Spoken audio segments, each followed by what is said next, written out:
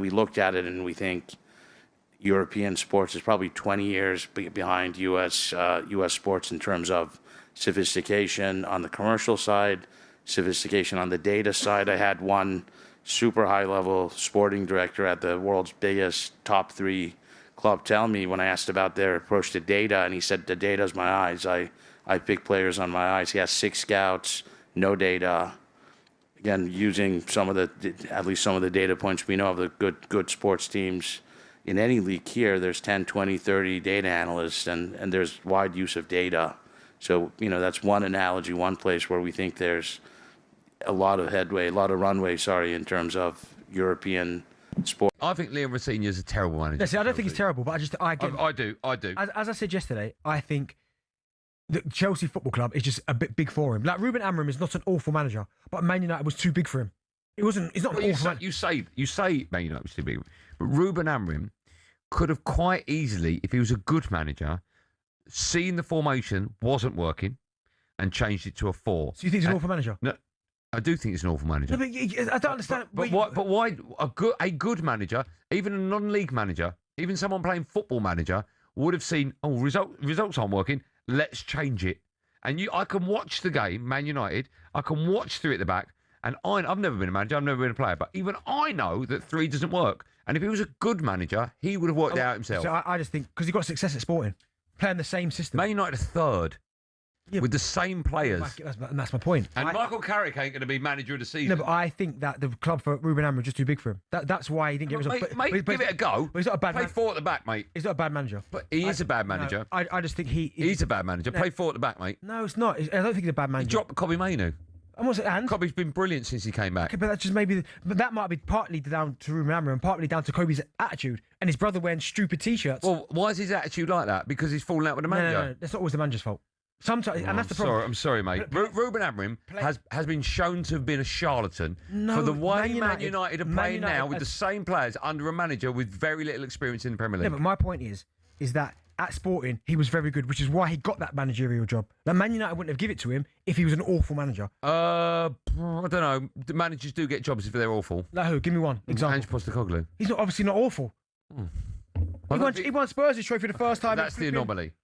Well, it's not an anomaly. Okay, Liam Rosenior. I think he's an awful manager. Okay, I don't think he's awful because he wasn't awful at Strasbourg. But I don't know. You don't know Strasbourg. What Chelsea United was for Chelsea he got that job as they suffered a heavy 3-0 defeat at home to Brighton Hove Albion FC. That's why he got it. That's why he got it. He also got them Stamford into Bridge. Europe. Sure, look, he got the job because they want a puppet. They want someone they can. Strasbourg was the first time in 40 years they got into Europe. Right. He got the job because Chelsea want a manager where they can call the shots and they can pull the strings. That's why he got it. That's why they probably got rid of Thomas Tuchel. That's why they probably don't want a big name manager, because a big name manager will go in and go, no, I'm doing it my way. Meanwhile, in this case, they've got a manager who they can go, you're doing this, you're doing that. And we saw that when Enzo had like a 3 or 4 game back, and in his press comments he said, we've decided.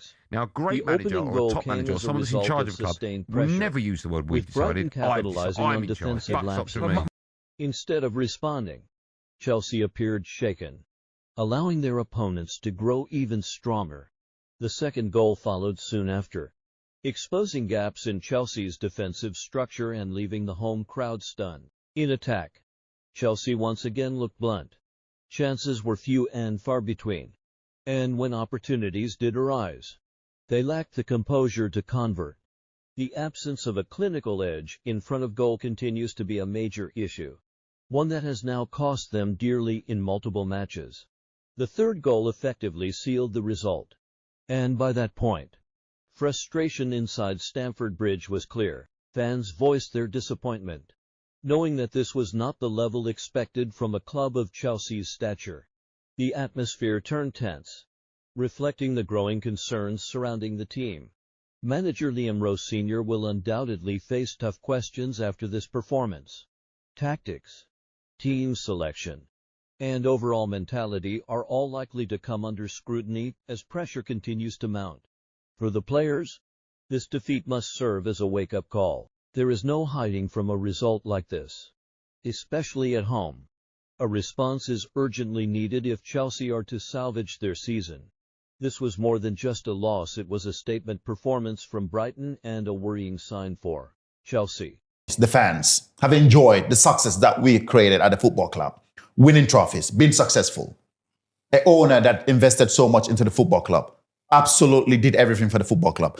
Those fans absolutely deserve to continue to enjoy what we've built, which is success, which is winning, competing, and showing up week in, week out.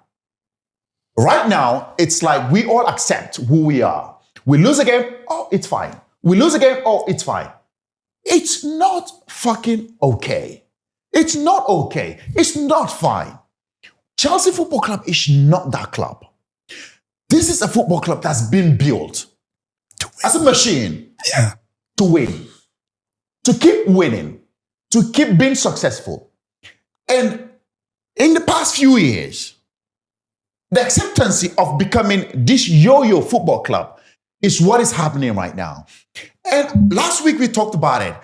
From top to bottom. The top, obviously, the owners. Trickles down to the manager, to the players. If it's not working at the top, the people at the top are not there for the right reasons. The people at the top doesn't give a shit whether the team wins or whatever. What they care about is something else. Then it's becoming a different football club. When we were there, if we lose a game, couple of games, 2-3 games, crisis, the owner comes in. Yo, what's going on? What's happening? How do we get back to winning ways? How do we resolve this situation? How do we fix this? Because this is not who we are. We need to get back to winning ways. It hurts when we lose games. It used to hurt when we used to lose games. And straight away, we find a way of getting back to winning ways. And I don't see that right now. I see a team. I see an owner. I see a manager. I see players that have accepted who we are, where we are going. I've got a plan, though, for Chelsea for the end of the season. Basically, fire the coach, fire the 2 sporting directors, appoint me. Oh, wow. That's a I'll get Areola, and I'll just leave it up to him.